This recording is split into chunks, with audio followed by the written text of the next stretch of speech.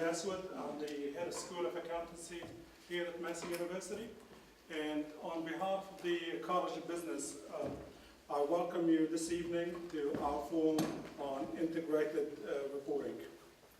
As you may be aware, Massey is celebrating its 50th year as a university. And one aspect of the celebrations is a series of events which the College of Business is running, called Big Issues in Business. About a month ago, at our Albany campus, we held the first in this series, an event on big data wise decisions. Tonight is the second in this series, and there's no doubt that sustainability and long-term financial stability, which integrated reporting is intending to address, are big issues in business, both in New Zealand and internationally. Massey is keen to contribute to thought leadership in the areas like integrated reporting. We have a number of particular strengths, one of which is our focus on collaborative research. Integrated reporting, as you'll hear tonight, is reliant on integrated thinking and connectedness. It is a strategic focus for our College of Business to promote this type of thinking in research on various areas, particularly in integrated reporting. Our schools and disciplines researchers in schools and disciplines combined will provide a greater contribution to this area, more than what individual researchers would be able to do on their own. There's also an external aspect to this focus, that we want to engage with the business community to ensure our research is relevant and useful.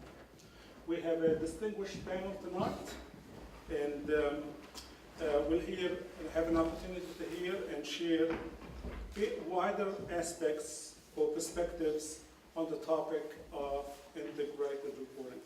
I'm looking forward to a stimulating and thought-provoking session, and I would like to firstly thank you, every one of you, who was able to join us this evening. And I would like to sort of pass on the role to my colleague, Dr Warwick Stent, who would moderate the forum. Warwick, all yours. Thanks, Fawzi, and welcome to everyone from me too. Special word of thanks to our panelists for being so generous with their time and expertise and being here with us tonight. Thanks very much. My job tonight is to introduce the panelists to you and to try to ensure that we stick to time. And I'm not sure if this is the done thing, but I've got a little bell, and I'm going to just give a little tinkle when you have 2 minutes to go, so just to try and help with that. Before we start though, the obligatory health and safety announcements. If there is a fire alarm or any sort of emergency, if you can just go out through the door that you came in and gather in the car park until the all clear is given. I think that's about it there. And if you do need the bathrooms, they're just outside and to the right. The title of this evening's event, as you can see, is Integrated Reporting / the Future of Corporate Reporting. And if you think that title is a bit contentious, we kind of hoped it would be, because we were hoping it would stimulate a bit of debate and thinking. Massey does take its role as a neutral party seriously though, and as I guess one of the voices of society's conscience. So to set the scene, we're not suggesting that integrated reporting is the future of corporate reporting yet. We're busy with research at the moment to assess it and to come to our own conclusions. And I guess this evening is part of that process. We're keen to actively engage in the process of design and experimentation as standard setters and organisations, and others move to implement and to design and see where things go with integrated reporting.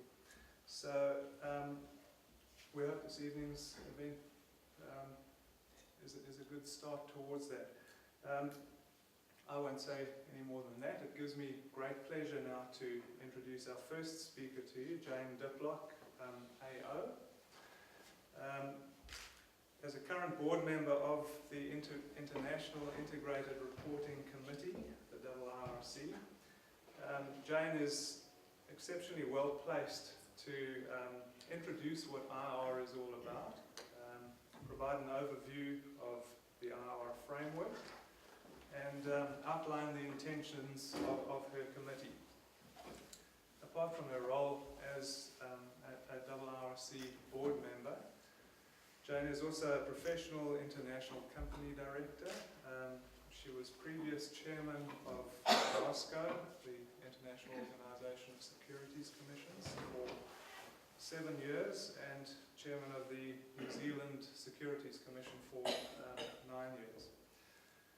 She holds the honour of the Order of Australia, as her title reflects, and that was for her contribution to business and commerce, to public administration, particularly in the areas of education and training, and also to the community in areas of social justice, health, education and training, and cultural organisations, She has chaired and been a member of many boards and committees in the public, private and not-for-profit sectors, and has been involved in standard setting at global and national levels. So, obvious why Jane is a really good person to be talking about something like integrated reporting. Over to you, Jane. Thank you.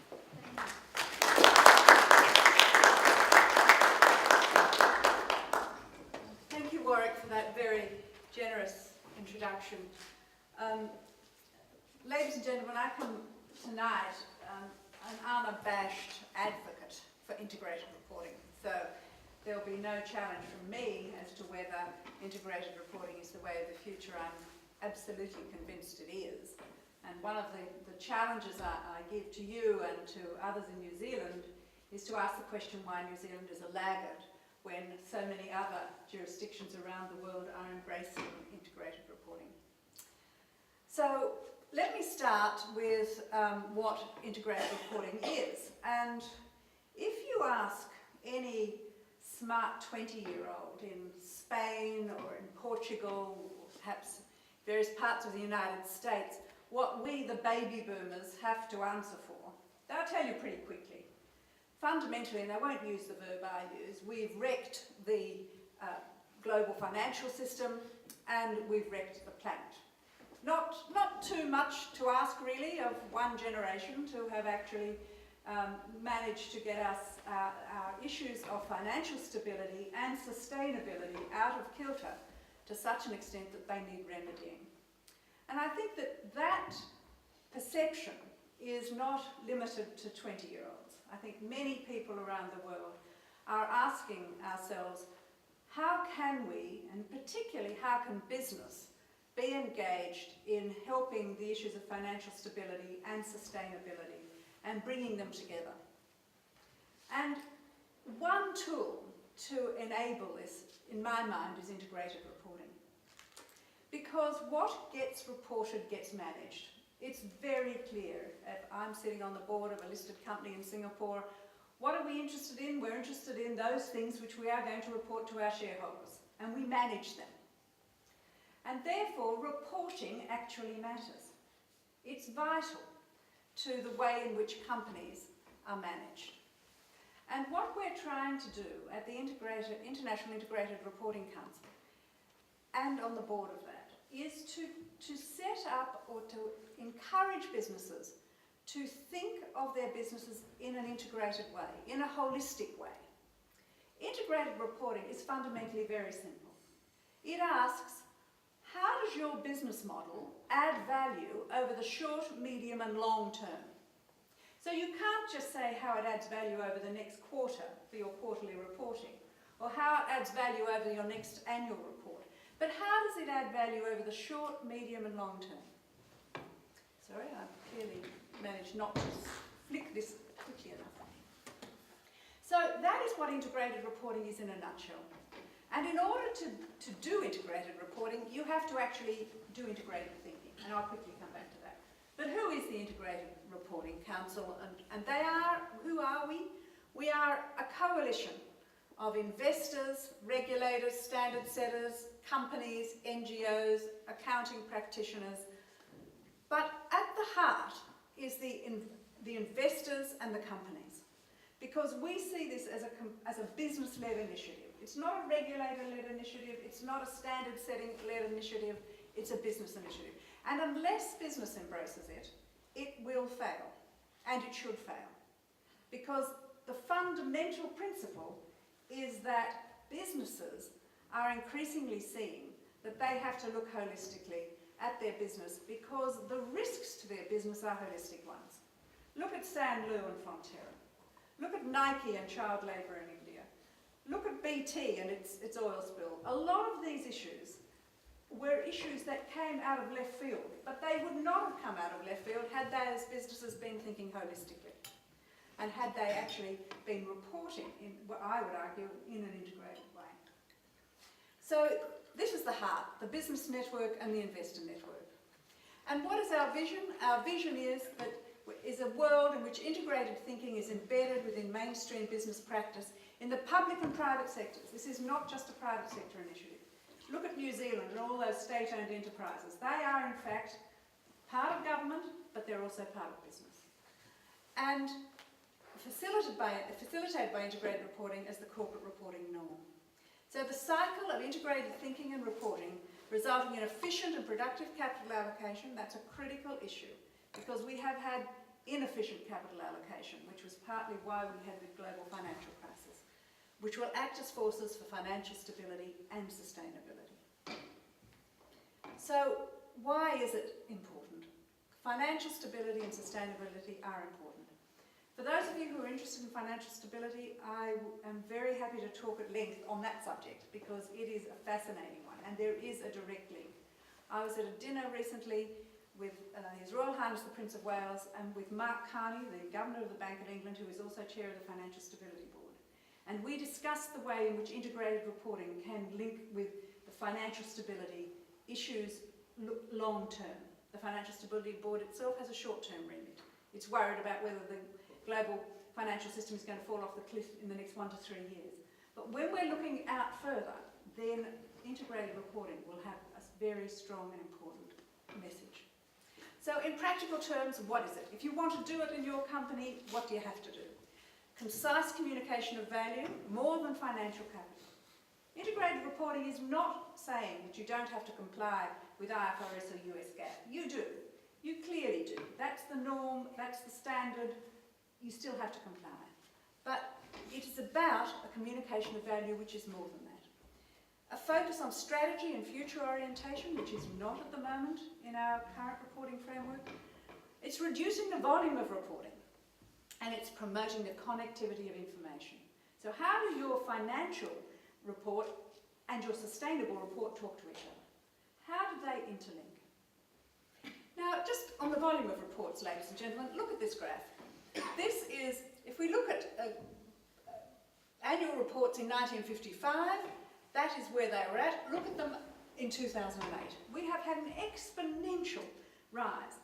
I understand that British Telecom annual report will not be taken and delivered to people in the UK because the British Postal Service says it's injuring postmen and women as they try and carry it around. They can't take more than 2 or 3. How useful is this? The actual legislation says that those reports, if asked for, should be delivered to homeowners. They can't be. It's out of control, and it's time we started to think about how information is absorbed and dealt with. And at the moment, it is crazy. There's a fantastic work by Andrew Haldane, Executive Director of the Bank of England, on information overload. If you want to look it up, it's a speech he gave to Jackson Hole, the collection of central bank governors, and it's called The Dog and the Frisbee. Well worth reading. It's actually on Basel III and how confusing and completely incomprehensible that is, and the fact that Basel I was this high, pile of documents, Basel III is about this high, but he talks about the cluttering of the neural inbox and the way in which more information can give you less information. In fact, more data can give you less information. So I encourage you to read that, Dog and the Frisbee. Google it. Now, just looking at why we need to understand more as a business than just the financials. This graph, which is from Ocean Tomo, shows you that in 1975, 17% of the assets of a company were tangible. You could knock them and measure them and work out, go and have a look at them. By 2010, 80% of those are now, 17% were intangible, 83% were tangible. By 2010, 80% are now intangible. Think Apple, think Microsoft. And these assets can't be easily measured with a ruler, can't be easily seen. And yet, it's the 20% that the financials focus on by and large. There are obviously standards for intangibles, but when you're looking at the detail of that 80%, the analysts are guessing at these. Integrated reporting pulls that power back into the company. You explain in your narrative what's happening in that 80% of your assets. It's very important for the control of the company to have that in your own power to do that. So that's another argument. The reporting mismatch. If we look at what's happening in reporting at the moment, a large proportion of it is on past performance. There's a little bit on forecast and plans and a little bit on strategic content. What we're suggesting in integrated reporting is there should be much more balance. There should be much more on implementation and plans, much more on strategy and governance. So why should you care about integrated reporting anyway? Because it is different. It's about communicating versus complying. You still have to comply, but you also have to communicate. It's about reporting the intangibles in a measurable way. The fantastic work that's being done by GRI, by SASB, by a whole raft of NGOs, putting together metrics that enable apples to be compared with apples in the intangible space, is making it much easier for analysts, investors and others to actually make these comparisons, and it's important. It's breaking down the silos. I had a fantastic conversation with a guy in South Africa who's the CFO of Murray & Roberts, one of the largest infrastructure companies in South Africa, who do integrated reporting. By the way, he said the first year they got their sustainable report and they got their annual report, they stapled them together and they handed them in. And the Johannesburg Stock Exchange said, that's not exactly what we mean. And the next year they sat down and they found remarkable efficiencies and ideas of cross-fertilisation within the company by just having the heads of those silos sit down in thinking of the company in an integrated way. So, and of course, it increases transparency. And I think we all agree that if there's 80% of your company which is somewhat opaque in how it's described, that's not good enough. What about the financial benefits of telling the full story? PwC took two teams at Schroders Investment Management House, and they actually looked at the earnings estimate with a full report and looking only at the financial report. And fundamentally, the second team studied a stripped version, just the financial report. And their conclusion was, look, there's a competition for capital out there. Every company needs to question whether its corporate reporting is positioning them for success. But clearly, those who saw the full report saw a much clearer spread of earnings estimates. They were higher and they were clearer. This must be useful. So what is it? It's fundamentally pulling financial reporting and other reporting together and looking at the intersections of them. Thank you. So I encourage you to have a look on the website because you'll see all these. This framework, it looks very complicated, but on this side, it's your inputs, your financial, your manufactured capital, your intellectual capital, your human capital, your social and relationship capital, and your natural capital. In the middle is your business model. And it's asking, how does your business model your business activities, your outputs, your outcomes, your strategies, your risk and opportunities, how do they then lead out into the outputs that you make, the natural capital, social and relationship, human, intellectual and manufactured. And around it is your external environment. And as I said right at the beginning, it's about your value creation, your preservation, diminution over time. It's about the creation of value. And I think if we think about the global financial crisis, underlying that was a huge mismatch of valuations, where people thought things were valued in a way that they were misvalued. And I think integrated reporting will help that.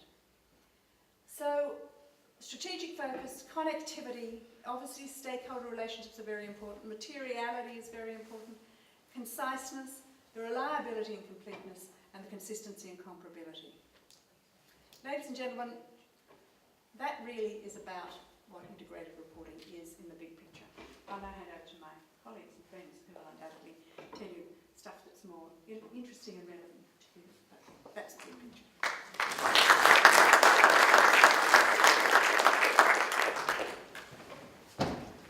Thank you, Jane, for that rather difficult task of trying to tell us what integrated reporting is and why in such a short space of time. We'll move on to Mark Yeoman now. Mark is the Chief Financial Officer at New Zealand Post, as well as being responsible for their information technology. New Zealand Post recently released its first integrated report, and apparently it is the only organisation in New Zealand to have done so to date. He's therefore well qualified to comment on implementing IR and the challenges faced and some of the benefits enjoyed so far. Prior to his role at New Zealand Post, Mark was CFO at Airways, and before that CEO at Samoa's Telecom and Postal Company. And there he managed its transformation from a government department into a state-owned enterprise. He's also held a number of other executive roles in a wide range of technology-based industries in Australia and New Zealand. So really well qualified to pass on his insights as to how to go about implementing our. Thank you, Mark.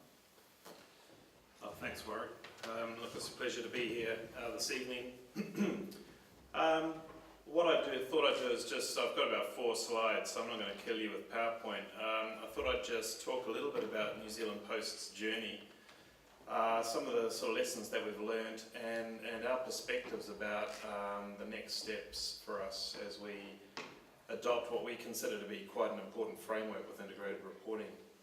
I guess it's important when organisations start out with integrated reporting that they understand why they're doing it.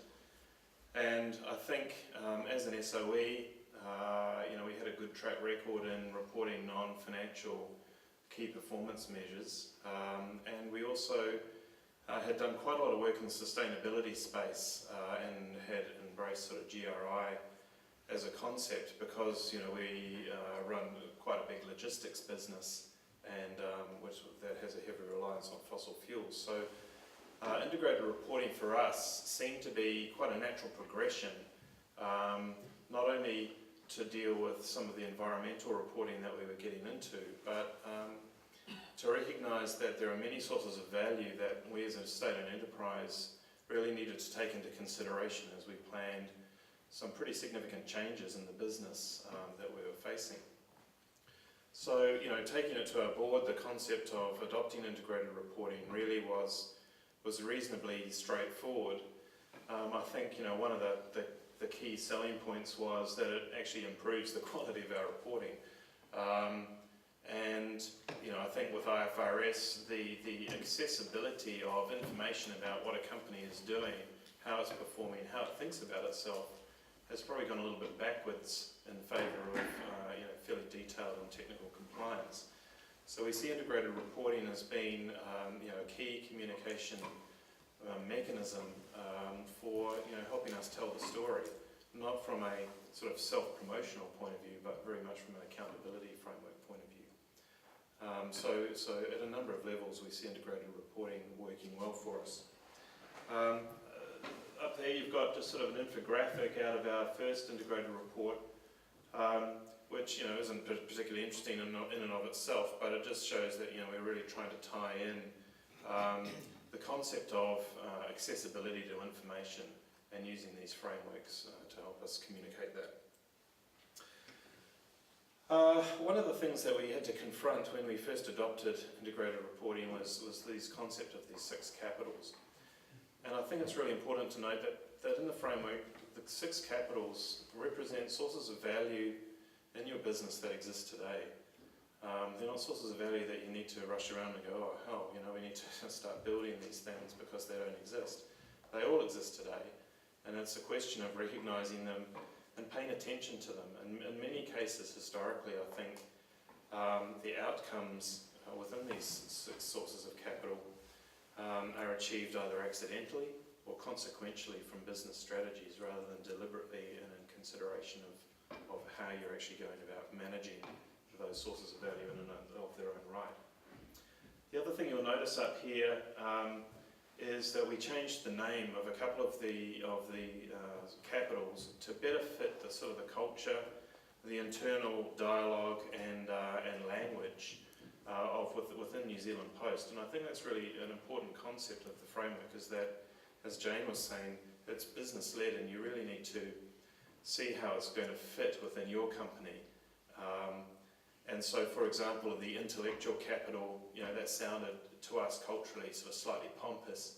So, we changed that to our expertise, which fit more closely the language that we had in our, HR, learning and development, and in the initiatives that we had running to support the building of capability within our organisation.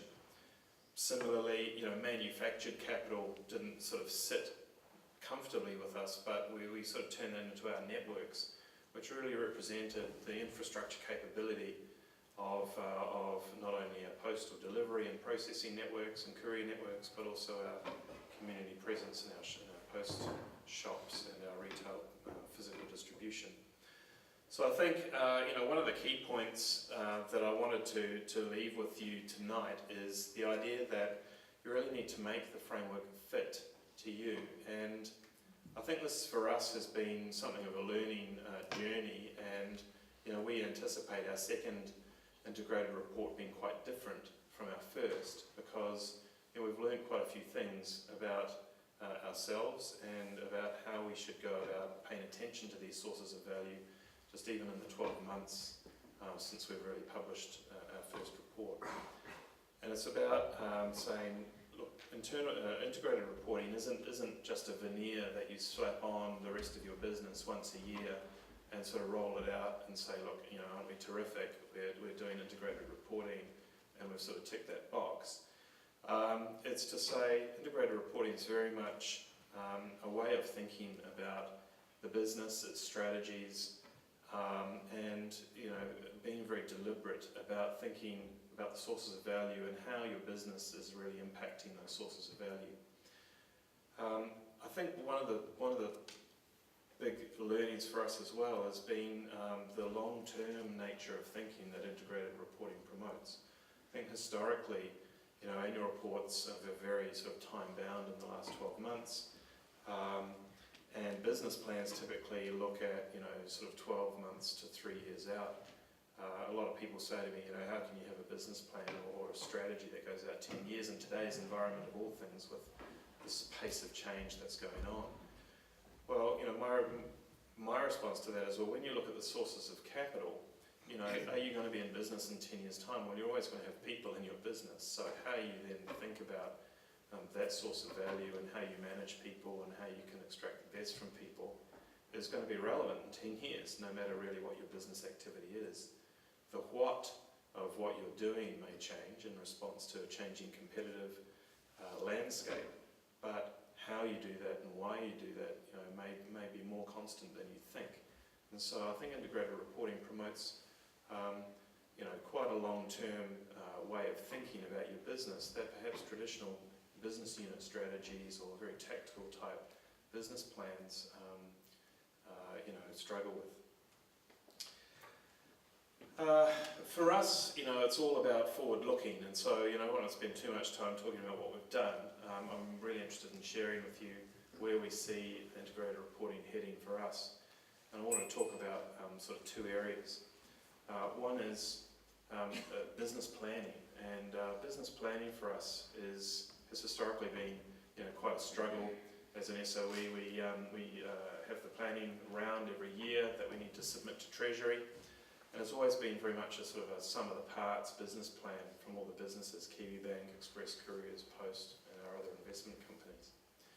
What we've done this year is we've created an integrated report business plan. We still have the sum of the parts business plan, but we call that our financial plan now, and that's very much more financial metrics focused.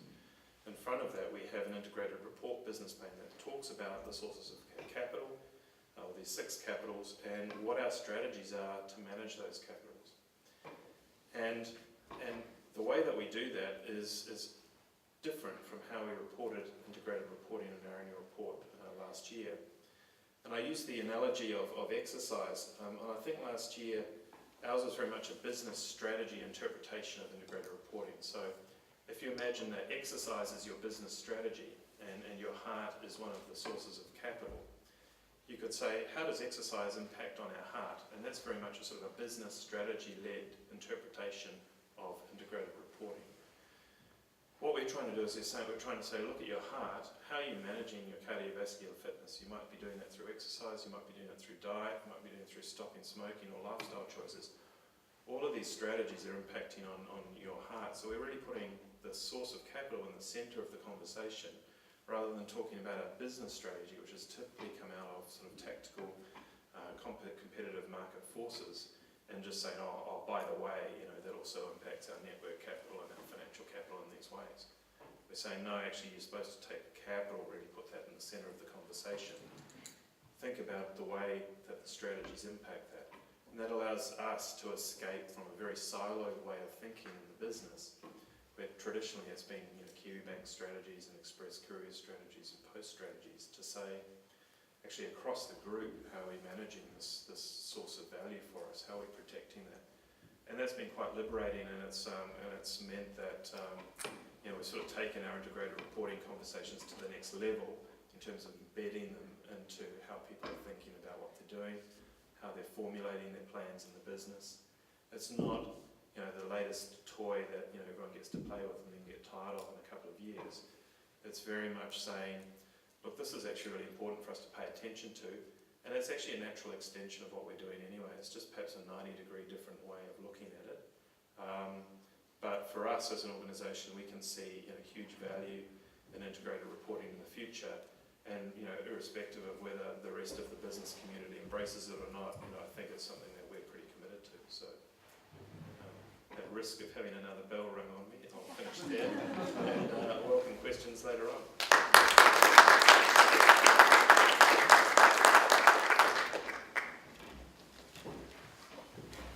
Thanks very much, Mark. And I have to say, from looking at your integrated report, 2 things that did strike myself and a colleague was the conciseness and the readability of what you put together.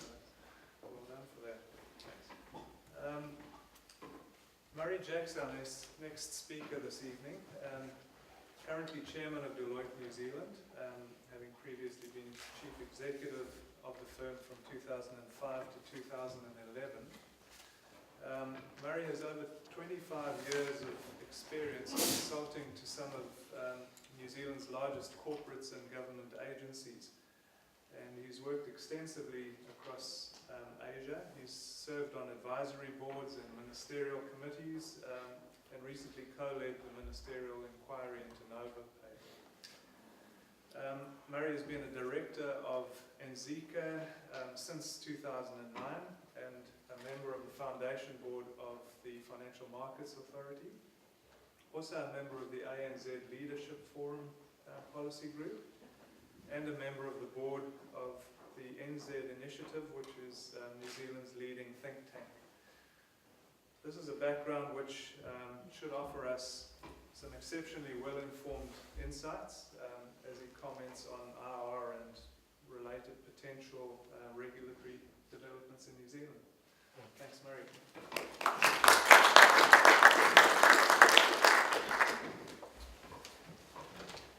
Well, thank you very much for that, Warwick, and it's a pleasure to be here this evening, and good to see such an interested and engaged group around the topic of integrated reporting. Warwick had asked me to offer some comments from a regulator's perspective, really obviously with my FMA board hat on. Obviously as also the Chair Designate of Chartered Accountants Australia and New Zealand, I just want to put a plug in there for the Trans-Tasman merger of those two bodies. Also have some perspectives from that source as well, and obviously just generally in terms of business and also the Big Four perspective. But as Jane's outlined, integrated reporting is a topic that's gaining traction. Jane might be a bit jaundiced about how rapidly New Zealand is taking that on, but actually I can assure her the conversations are alive and well and are gaining currency in business circles. And one of the reasons for that, I think, is a growing awareness that companies that are really committed around long-term sustainability issues tend to do a little bit better than those that don't.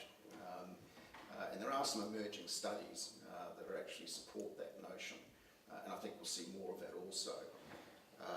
Transparency is very important now post the GFC. It goes to the heart of the social license to operate for businesses, and you're seeing much more attention being paid to that in the business world as well. And there's a realisation generally that company value is driven not just by financial factors, but by the factors that are associated with the other 6 capitals that Mark's eloquently outlined. And I think also there's growing regulatory awareness, and we've seen just an example close to home, for example, in Australia, where the ASX has now introduced principles around reporting on risks and issues around economic, environmental, social and governance matters. So extending the scope of obligations that directors have beyond traditional reporting, and I think you'll see that continue. Just from an FMA perspective, I mean, obviously the role of FMA very much is to promote fair, efficient and transparent markets in New Zealand, and to promote confident and well-educated participants in those markets.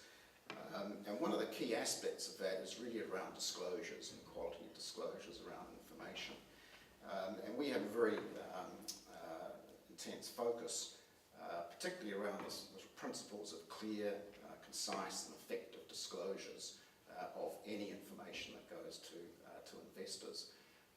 Clearly focuses around investment statements, but also our attention is very much on annual reports.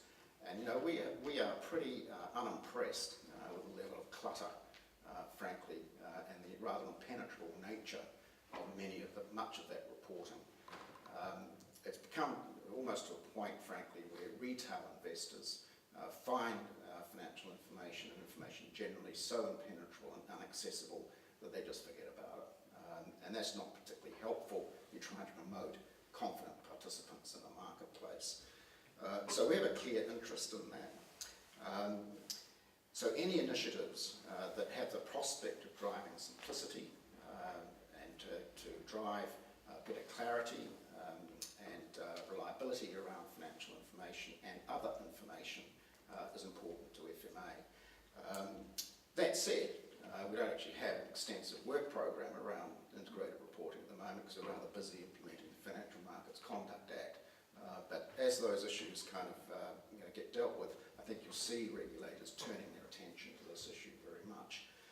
If only because there's quite a number of companies out there now, not necessarily around integrated reporting, but around related areas around sustainability reporting, corporate responsibility reporting and so on, that are putting information out into the investor community. And we have an interest in the quality of that information to the extent that it impacts on investor decisions. Turning a little bit to Chartered Accountants Australia and New Zealand and its NZECO forebear, have for many years been strong supporters of stronger reporting, more robust reporting around both financial and non-financial information. NZECA was a very early proponent around triple bottom line reporting, which is really one of the early predecessors in this debate, and continues to push that agenda quite aggressively. Strong supporters of IARC, IFAC and IASB, who are very much involved in this domain. Although it has to be said, it's still a very strong push to get international accounting standards setters, and Graeme, I'm sure, will comment on this, to actually devote the resources. I don't think it's going to get on IASB's work program until 2017, which seems like quite a long time away. From a Deloitte perspective, we are also significantly involved in this space. We do a lot of advisory and assurance work around integrated reporting, sustainability reporting, and so on, and can see firsthand a number of the issues that are emerging as these frameworks start to take hold out there in the marketplace. And as Jane has mentioned, we are one of the organisations that supports IARC. Our global firm does a lot of research and development around the space, as do all the major firms, in fact, not just the Big Four. And if you want to really know any details about that, Jackie Robertson over there is the partner that leads a lot of those efforts for us in New Zealand. She knows a lot more about this than I do. Just in terms of some of the issues, very quickly, I have a strong belief that the evolution of this space needs to be led by the market, not by the regulators. If this becomes a compliance kind of activity, we're not going to get the results and the benefits that we expect. We won't get the value out of this framework. So really important, I think, that it's driven by the market. And I think one of the keys to that would be the extent to which the analyst community embraces what this really means for value for shareholders. And so I would encourage a lot of the efforts of those who are promoting integrated reporting to focus on the analyst community. This is something that the accounting profession, to its detriment, overlooked around the introduction of IFRS. The analysts actually don't really care for it very much. They don't think it's terribly relevant, and they largely disregard it. And that is not a good place to be. And it would be sad for integrated reporting if it ended up in a similar place. So analyst community is very important, I think. I think development of standards also is really important in this space. It's not enough just to define reporting outputs. You need to define the standards that underpin the production of the information that supports the reporting outputs, because that gets to consistency of reporting, and consistency of reporting is important for investors to make evaluative decisions on investment, whether they invest in A or B. Matters a great deal. So having a really solid framework that sits underneath around standards, which Graeme, I'm sure, will cover, is really important. And that flows on to issues around verification, issues of audit, for example, and the standards that apply around audit. Who can verify the information that sits within an integrated reporting framework, for example? What are the standards they should apply? Who provides oversight in terms of the bodies that are able to provide those sorts of services? What are the impacts on liability, which goes to the heart of, for example, what are investors relying on in terms of the outputs that come from integrated reporting? And what are the impacts of that around liability that attaches should those representations that are made not be accurate? Does the concept of true and fair, for example, which applies to financial information, logically flow as easily in an integrated reporting framework to non-financial information and broader information around the other capitals?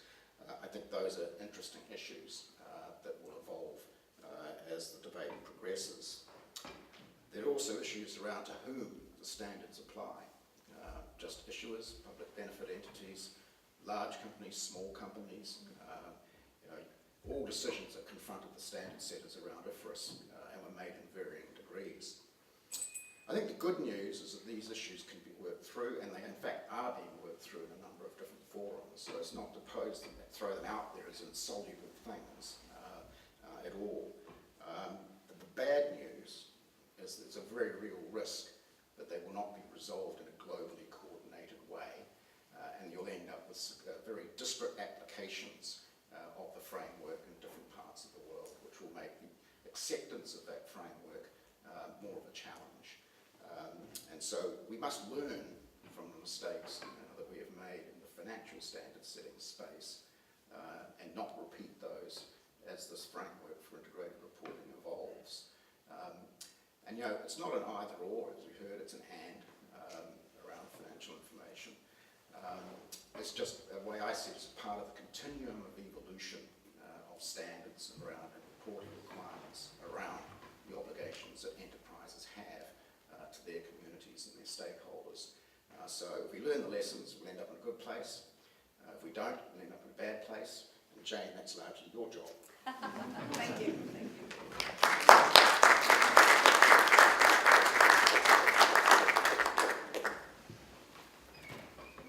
Murray, thank you. That was as enlightening as I hoped it would be, and because you wear so many hats, enlightening from all sorts of different perspectives. Thanks.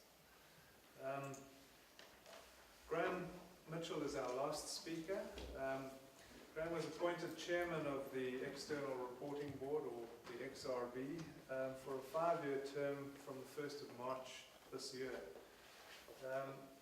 He retired recently from Deloitte after being a partner responsible for leading the audits of large entities in the public and private sectors, covering a wide range of business activities, and I believe for something like 28 years.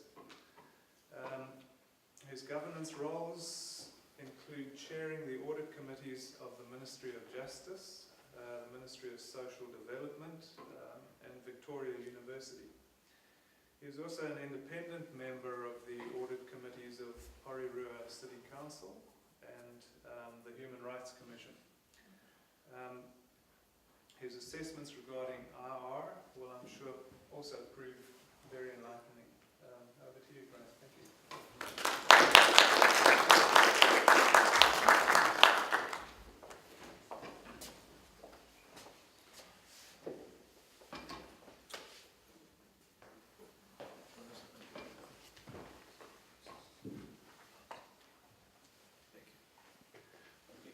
Thank you for that introduction, Warwick. It's indeed a pleasure to be here to contribute to this discussion as chairman of the XRB and from a standard setter's perspective. Being tail end Charlie and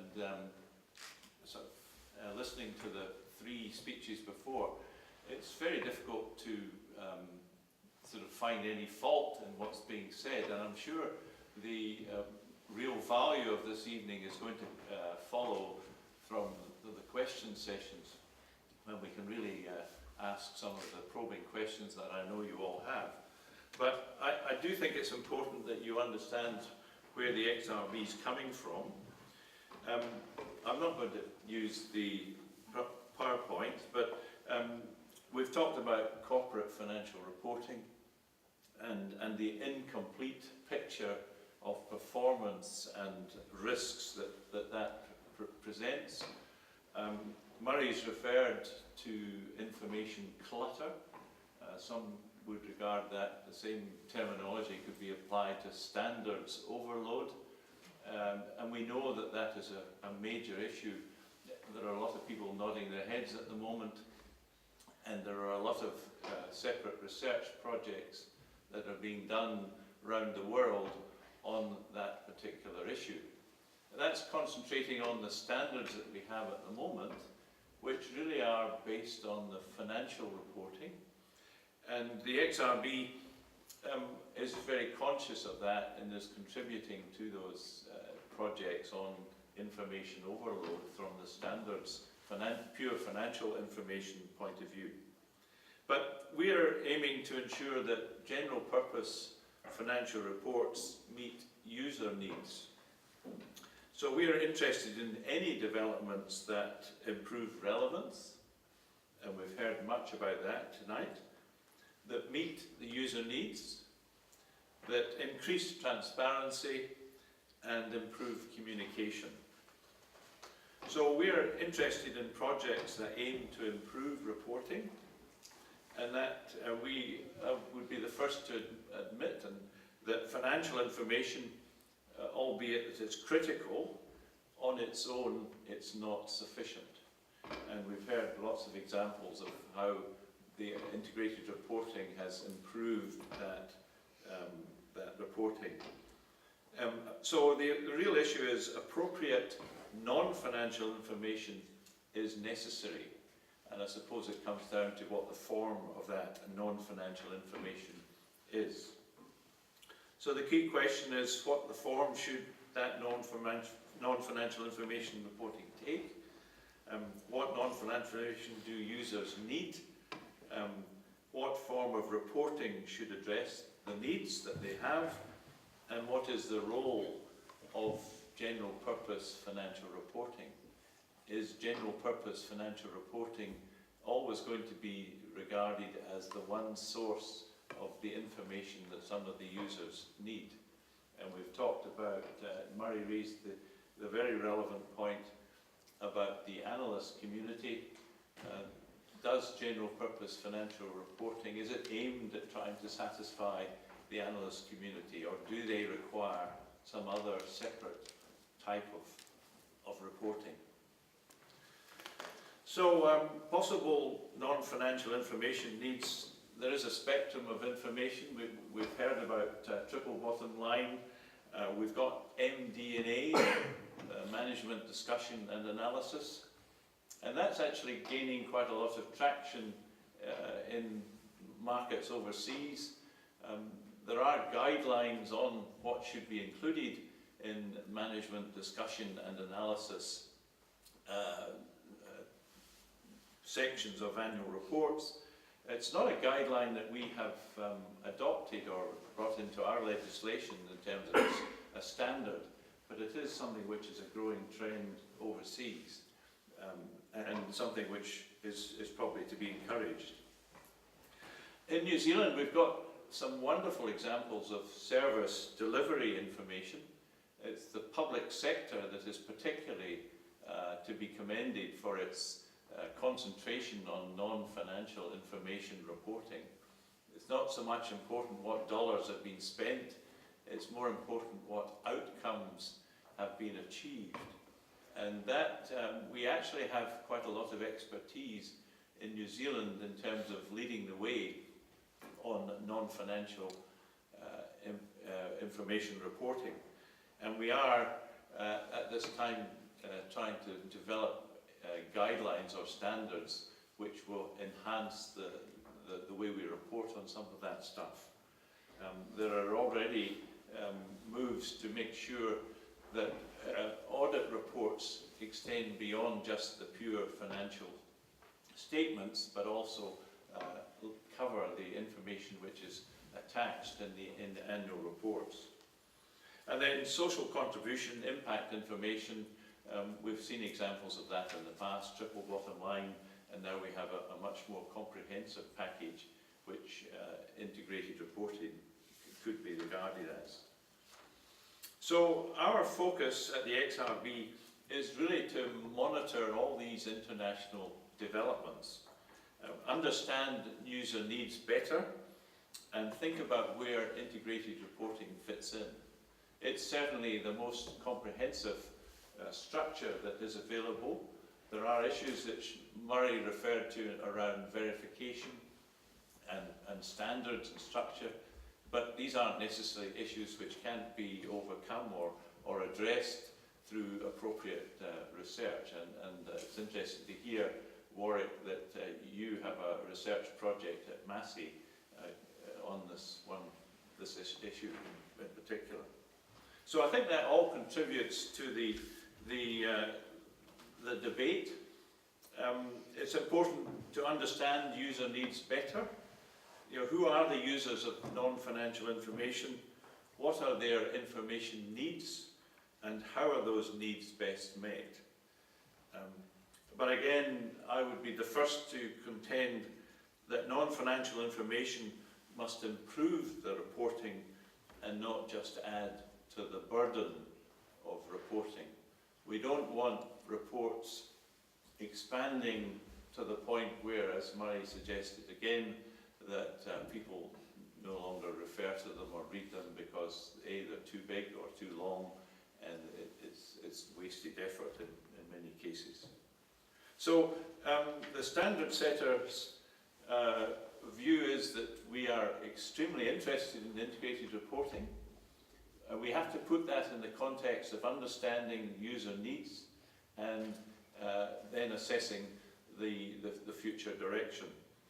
It doesn't actually fall within our mandate at present in terms of the legal mandate we have from the government, but we are assured that should such a development gather traction, we would be able to easily get a change to make sure that this was something.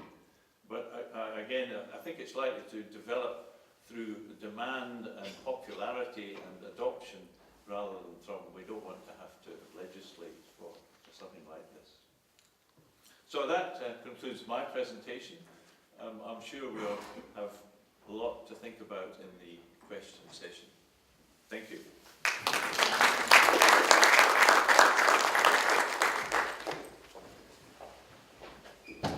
Thanks very much, Graeme, and really interesting to hear from each of the three panelists that followed Jane just how much interest there is in each of the sectors that we've been able to cover. And I guess I'd just like to say again how lucky we are as a group to have got these four people together to give us such an amazing insight from all of these different perspectives on what their views on integrated reporting are. So another big thank you from me for supporting this event. And I'm not going to talk anymore because we really are hoping that there are going to be plenty of questions for the panel. And we have a roving mic that we can take around. Can you hear me all right at the back? I should have checked this a long time ago, but I'm pleased to see that you can. Would anyone like to start the questions off? Sure. Great, thanks, Jeremy. Would you like Sure. a mic? Oh, I think I'll be okay. You're okay? Thanks, Warwick. So I've just been thinking about how we get to a tipping point. Where do we move from an idea which is quite here within the professional circles and talking to there to getting the real investor and business demand for this information really coming through. And I started to think about KiwiSaver in terms of 2 million investors, 16 billion assets under management. And then I remember when I was going for myself, I'm making this a long story, about when I was looking for funds and sustainable options there. I mean, what do you think about getting into the popular mindset and amongst people that will help drive getting us to a tipping point where this would actually take some real groundswell of action and moving forward? Is that a short-term, is that a long-term game? Sorry, can I just interject here? Did everyone hear Jeremy's question all right? Is it going to be useful for me to hand the mic around just so that everyone can hear, or was that fine? I should use the mic? Okay. I think everyone heard Jeremy's question, if I understand you right, but we will use it from now on. And perhaps be helpful, was there any particular member of the panel that you wanted to direct the question to, Jeremy? Oh, no, I'll leave it open. I'll leave it open. It was a broad question. Okay, thank you. I'll have a go, Yeah, sorry, did you go? No, I'd like to commend New Zealand Post for volunteering to participate in the trial. I think Mark suggested it was more than just a participation that they volunteered. You had to be keen to do it in the first place. But I'd be keen to know how many are in the trial. I think I know that, but is there going to be a piece of research to summarise the results of the trial, which would therefore build any momentum or whatever? And I hope that might help. Yeah, I see where that's going. Yeah. it was more a pilot program actually than a trial. So listening to Mark, I'm encouraged that New Zealand Post, having seen the benefits of it, are going to actually continue to do it. And that is the experience of a large number of the over 100 global companies that participated in the pilot program. And there is research being done now. In fact, there's a lot of research being done by people accessing the pilot program participants and asking them. There's been some preliminary work done by a company in the UK called Black Sun, and you can see that the results of that research on the IRC.org website, which is more about, the research is more about how did the companies find the experience rather than, if you like, more drilling into the data and comparability and those sort of issues, and the assurance issues that Murray very wisely touched on. But just to answer, if I can have a go at Jeremy's point, because I think it's a very insightful one. I think that there will be different rates of take-up around the world, and the rate of take-up is to some extent dependent on the culture of the jurisdiction. So in South Africa, for example, the South African government has now mandated integrated reporting, and the Johannesburg Stock Exchange has it in their listing rules for listed companies. So that will obviously lead to a take-up of companies whether they want to do it or not, listed companies that is. The Brazilian Stock Exchange has just put it in their listing rules of their companies. So that will have a lead of the listed companies in Brazil to do that. Other countries such as the EU, in the EU they've now looked at sustainability requirements and have said that's a stepping stone to integrated reporting, and they're looking at that going forward. And I think that will be much more a principles-based approach. It's more organic and will be more business-led than requirement or compliance-led. I think the big, and we're also seeing some interesting developments in China, where the Chinese companies are adopting it and the regulators are now asking themselves where they sit, because of course it's a highly regulated environment, and that's providing a different sort of challenge. But I think one of the questions that I have, and we're still debating around the IRC table, is what about the United States? Because the United States is a very compliance-led economy, and there are some in the United States who want to make it a 10K requirement. In other words, try and put it into a compliance framework of reporting.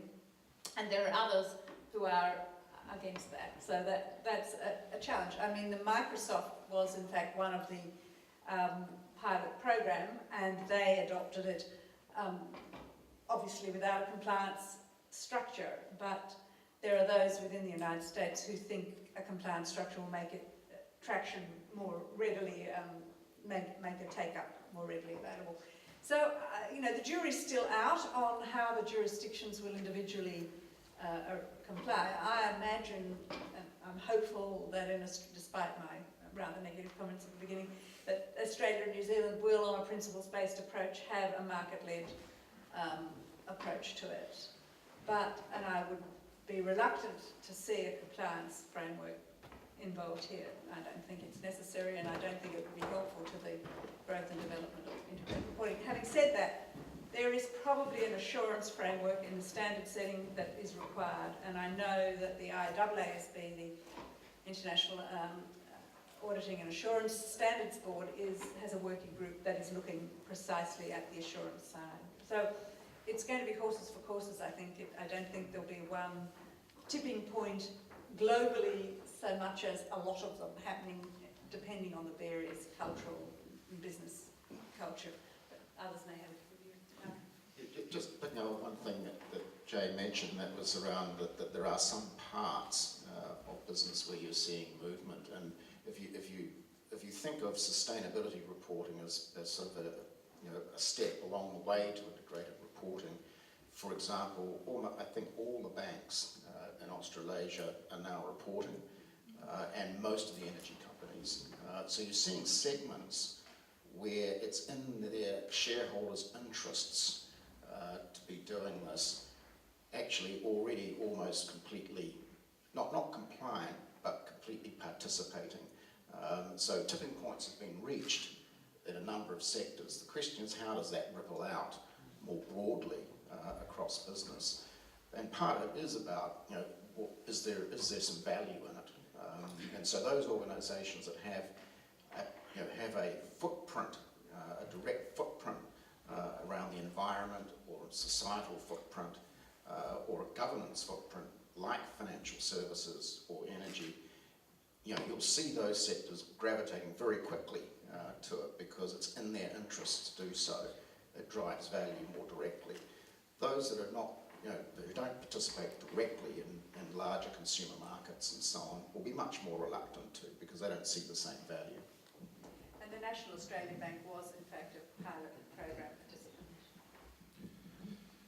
Well, from a New Zealand Post perspective, we don't see ourselves as crusaders who are going to change the market by, us leading the charge in New Zealand with integrated reporting.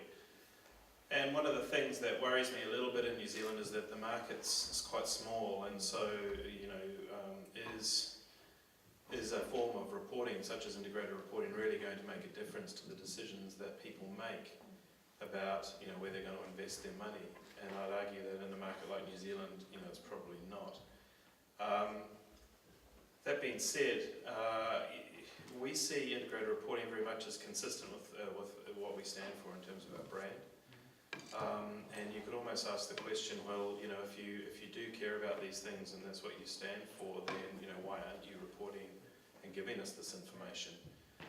And I liken it to saying, well, the financial statements is the CV, and the integrated reports, the job interview, where you learn quite a lot more colour about the person it is that you're interviewing, and so you can make good decisions. But I'm also conscious of the fact that, as Murray said, energy companies and banks have adopted it, and the cynic in me says that's more from a guilt perspective, that they're trying to put their best foot forward. So I think an important element in the future of this framework is an assurance component that says, well, the credibility of it is reliant on people sharing the good with the bad, and because if it just becomes a sort of a skite document about all the wonderful things we're doing against this new framework, then I think people can see through that pretty quickly. So look, we see it as really beneficial for our investors, especially in the debt markets. What is an unintended consequence that we've found is that it creates a reference document so that our investors can interpret things they see us doing in the market when we're not in front of them in a roadshow or in some sort of investor presentation. They can see us closing some processing centres or see us making product announcements, and they've got a document that says, okay, yeah, I get how that fits, because a lot of this document is forward-looking, and so we're careful about the statements we make. I mean, we sort of think about it as it's the context of integrated reporting for us at the moment is directors' commentary to the financials, and so to that extent, we treat what we say pretty seriously with respect to accuracy and correctness.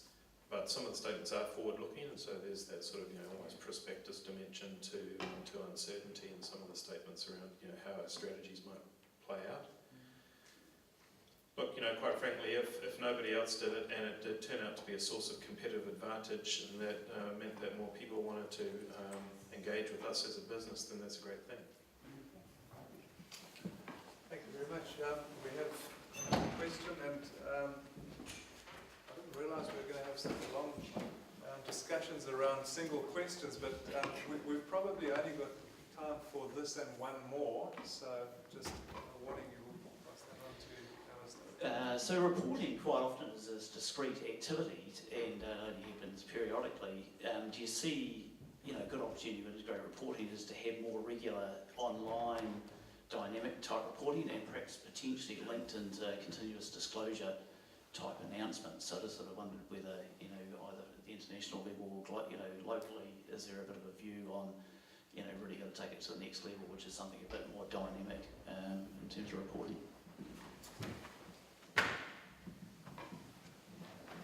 Well, I'm happy to share our view on that. Materiality is a fundamental concept in the framework, so to the extent to which we're setting expectations about our performance in the forward-looking statements, then we would see a logical connection between that and a continuous disclosure environment. And I think as it is an accountability framework, I think having a regular dialogue and referencing those strategies builds credibility and trust. So we're certainly supportive of that. And I think what's really important is that the language filters through into consistency across all forms of communication. So if we are announcing some change in the business, we might reference our people. We might not say, we've got the source of capital called our people, and it's in the framework, and this is how this impacts that. But we may actually penetrate the vernacular of how we talk about changes in the market in our press statements or in things we do, or in our communications with staff, that sort of gradually build up that sort of tapestry of consistency, so that the integrated reporting doesn't stick out as something that is just sort of once a year. Thank you. Just a quick one on GP, general purpose financial reporting. Your question really strikes at what is that, who's it aimed at, what does the user need? And there will be different groups of users who will, and I'd commend New Zealand Post again. I mean, I'm sure, I mentioned it to Mark earlier, but they deliberately produced 2 volumes for their integrated report. The first 40 pages was volume number 1, which was all the integrated reporting information, and then a lot of the financial information was conveyed, and the detailed stuff was in volume 2. Those people that wanted to read it obviously could and probably go into the detailed analysis of it, but the integrated report, which had a summary of the financial information, was in volume 1.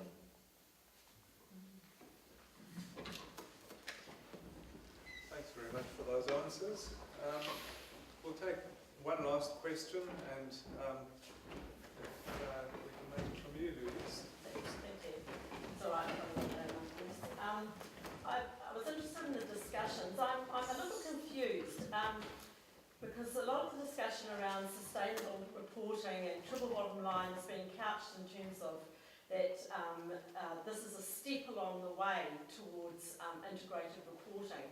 I suppose I'm having a bit of a problem understanding how integrated reporting actually addresses a number of the shortcomings already that have been experienced with triple bottom line reporting, and particularly how is it going to capture non-financial information impacts, effects in any more effective way than any other kind of reporting with all its shortcomings. Because I can see here the focus for me seems to be very much on the investor community, and I understand that, but at least one thing about sustainability reporting, it had a wide brief for stakeholders, and I'm not hearing that. So I think from a stakeholder perspective, I would have some, major concerns about it, but I'm, just opening it up for comment. Can I add a small thing? On the non-financial, on the financial reporting, ordinary people like us get a lot of confidence that yes, here's a report, Deloitte are the auditors and they've certified it. Now, when non-financial information comes in, what will give us confidence that has somebody seen what is being reported? Is it correct, or how to validate it? Okay, I'll try and answer both of those. To your question on stakeholders, I think this is a matter that is concerning some people, because if you look at the integrated reporting website and you look at its focus is business and investor-led. It's unashamedly directed at the providers of capital. And that has, I think it's fair to say, caused some concern of the sort that you've rightly outlined. In fact, I was at the GRI annual conference in Amsterdam last November, and a gentleman stood up, very angry indeed, and said that he was most unhappy because he felt that the conversation, and it was a session on the focus on the providers of capital, that in fact sustainability was losing the plot in having such a narrow brief. And I think the point that I would make is that where it is material, then the GRI G4 requires that to be reported in its sustainability report. And it is, the GRI G4 is being used in many integrated reports around the world. SASB is the Sustainable Standard Setter in the US, but by and large, G4 is being used there. Now, it won't satisfy the broadest range of stakeholders who will say, but you might consider what I'm interested in as immaterial, but I expect to never necessarily have my concerns addressed. But my counter to that would just be that the breadth of the capitals hopefully will address most of those issues. But it is, and I have to say it again, unashamedly through the lens of the providers of financial capital and investors. Yeah, well, I think we need to be quite careful around what realistic expectations are of any reporting frameworks. They can't be all things to all people. Enterprises report information to stakeholders in varieties of ways that are completely unregulated, not standards-based, not verified. New Zealand Post does it all the time, as does any business, and that's exactly their prerogative. And where they see those needs, they'll meet them. So I think we do have to be very realistic about what falls within a regulated framework for reporting and verification, because these ultimately are also costs and imposts on business. And if there's no cost to capital benefit to business in doing this stuff, you'll find it very hard to get it in place effectively. And just to your point about verification, of course, if you have Deloitte verify non-financial information, you'll be well assured.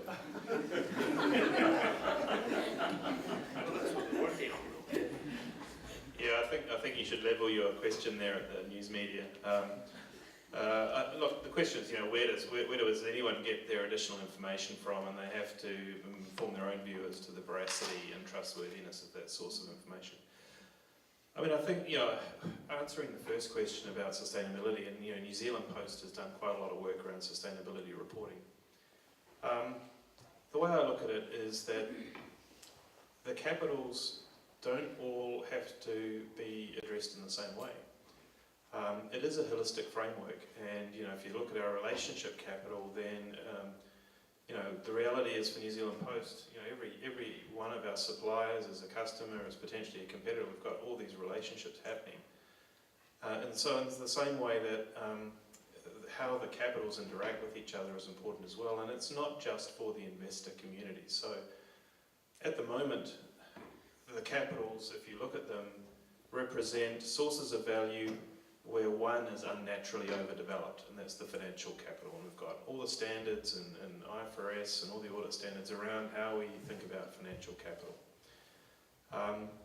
In sustainability, it might be that we choose to report on that source of capital in using a sustainability framework such as GRI or a combination of things. So it might be that in one of the other sources of capital, such as our people, a framework emerges that we use to talk about that. So I wouldn't say that the framework is one that says you've got to have 3 KPIs in each one of these sources of capital. One's got to be value based, one's got to be risk based, and one's got to be linked to your strategy, and that's how you report. Financials are reported one way, the environmental environmental impacts may be reported a completely different way. That's all valid, and I think it's up to the business to figure out what's really important for them, what do they stand for, and how do they want to communicate with the whole range of stakeholders using this framework. Because for me as a practitioner, I'd much rather have an umbrella framework in which I could slot all of the different stakeholder needs and talk about that together than have 7 different reporting frameworks that we're all using for individual purposes. That was just a huge amount of work to maintain. Thank you very much, Mark, and thank you, panel. I'm going to have to draw the evening to a close there, apart from anything else, because I'm going to miss my plane if I don't. But it's obvious that this discussion is far from over, and I'm really hoping we can get some sort of continuation in place to take this further, because apart from anything else, the concept of needing standards and how do you do that when there's such a diverse set of capitals to talk about for different companies. I have some ideas which I am hoping to talk to people about in the course of our research.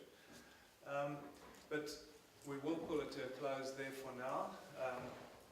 Our research professor, Paul Dunmore, is going to make some closing remarks, and then we'll close it off after that. Thank you, Paul. Thanks, Warwick. My name is Paul Dunmore. I'm a research professor of accounting. I'm really here this evening as deputy for Professor Kambesmani, the Associate Pro-Vice Chancellor for Research in the College of Business, on behalf of the Research Committee for the College. First of all, thanks to a number of parties for making this such an interesting evening. First of all, to the panellists. Jane Diplock, you have some... There's a law about this, I think. Thank you for your Thank you. and Murray.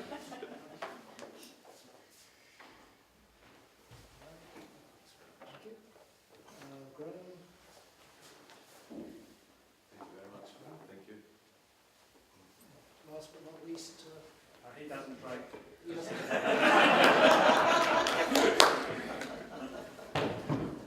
So the speakers were an essential part of making this such a good evening. Secondly, the staff who helped to put the event together, our external relations and event management staff, thanks to them. And thanks to you for what was unfortunately too short a question and answer session, but at least there were some interesting questions and produced some interesting discussion beyond that. Wearing my research committee hat, Massey is very keen on research opportunities relating to integrated reporting as one of the big issues in business. And I was thinking, as the discussion was going on, what a different panel would have been put together by each of the different schools in the College of Business talking about the same issue. School of Accountancy, we've got expertise in corporate reporting and auditing and regulation, and that's what you see in the panel that the School of Accounting has put together. The School of Management has expertise in sustainability, people and workplace health, entrepreneurship, innovation and strategy, and talking about integrative reporting. They would have come up, I'm sure, with a panel which would have looked at strategy issues and in the human capital issues around integrated reporting. Communication, journalism and marketing would have a lot to say, I think, from their expertise in communicating with and engaging with stakeholders about this nasty issue of how on earth we boil down what has grown like Topsy. We've got 500 pages of boilerplate now. How can we boil this down to something that is actually meaningful? Well, there are people who've got expertise at doing that. But the School of Economics and Finance would have packed this committee with investors. And we would have heard a lot more, I think, about the measurement of value and the production and use of financial capital. So even a topic like integrated reporting is one that can be looked at in a range of different ways. And the College of Business in various areas has the expertise to deal with it. And we make that available to the public through portals like our Auckland Knowledge Exchange Hub, which has to be renamed now because it's now nationwide. Empower, which is our people organisation, work and employment research, and the Healthy Working other colleges at Massey also have related expertise. But anyway, thank you all again for coming this evening and for your involvement. Thank you to the panel. Warwick, I think there are some brochures or flyers to pick up on the way out related to the college's research, but if you can't find them, ask us and we'll get you some information. So thanks very much.